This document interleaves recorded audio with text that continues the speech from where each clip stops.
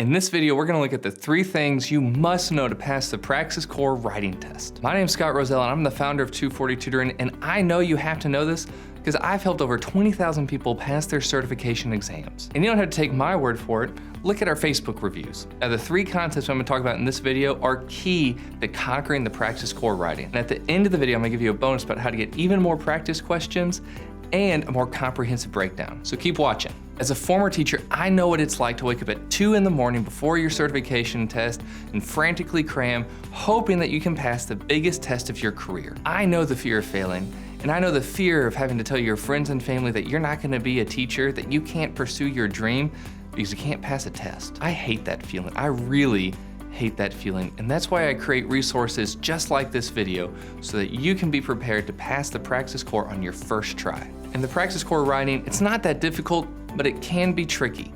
So make sure you pay attention to the video and you know these 3 concepts really well. Now, the first, you have to know what a constructed response answer is and how to write one. Now, what Praxis calls a constructed response answer, in the real world, we just call it an essay. And the test is gonna require that you write 2 kinds of essays: an argument essay and a source-based or informative essay. And maybe you're thinking, do I really need to study how to do a writing essay? Well, it takes up 60% of the test, so the majority of your test grade is gonna be based on how well you complete the writing portion, and Praxis wants you to complete it in a certain way. Now, for an extremely in-depth breakdown, I would Google how to write a constructed response question. One of the first results is gonna be a 240 Tutoring page which breaks down exactly how to write your classic constructed response. Now, if a constructed response is your basic essay, a source-based or informative essay is the upgraded luxury option, because an argumentative essay requires you to respond to the prompt with clear-cut arguments based on the sources they provide. Now, these are just a few of the example prompts you might see. Once you know how to write a constructed response answer, the next thing you need to know is the fundamentals of grammar. Because not only on the writing test you have to write, you also have to edit. The multiple choice questions of the writing section largely revolve around you editing sentences and judging if the grammar in the sentences is correct or incorrect. And knowing which aspect of a sentence is grammatically incorrect or if it's all correct requires you to know the fundamentals of grammar very well. And the fundamentals of grammar include knowing things like nouns, verbs, adjectives, adverbs, pronouns, prepositions, and the role they play in sentence structure. And you also need to know about the mechanics of a sentence, the correct spelling, punctuation, and capital spelling.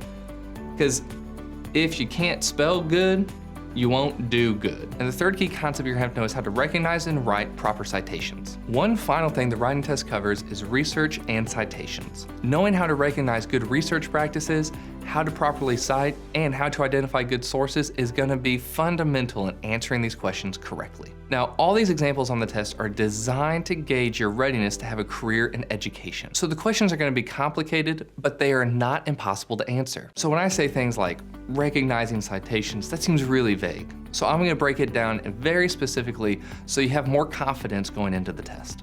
Recognizing a citation just means, is the citation from a book, an article, a web page? What's the source of the citation, and is that a reputable source? So let's look at a few practice questions about how this might play out. I know 60% of the test is the writing. In the video, it's very tricky to go through how to create a good constructed response. That's why I referred you to the webpage earlier. But we're gonna look at some practice questions that are going to appear on your test. And since the multiple choice questions account for 40% of your score, you cannot neglect preparing for the multiple choice questions.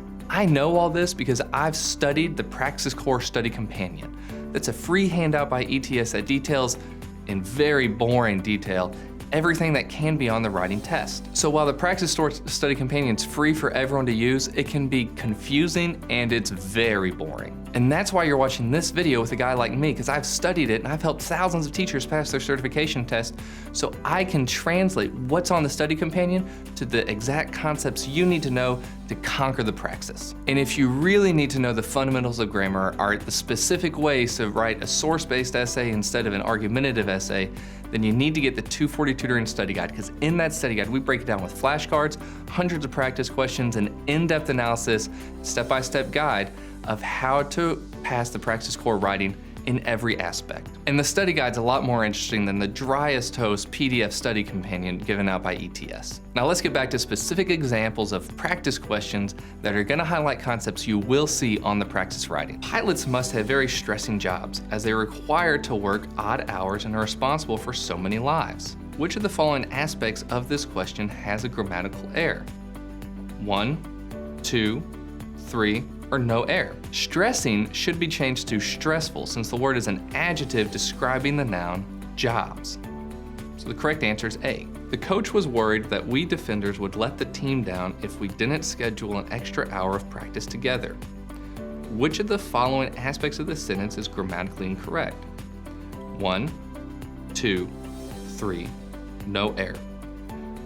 The pronoun we used first is correct. When you drop the noun defenders that we specifies, this becomes more obvious.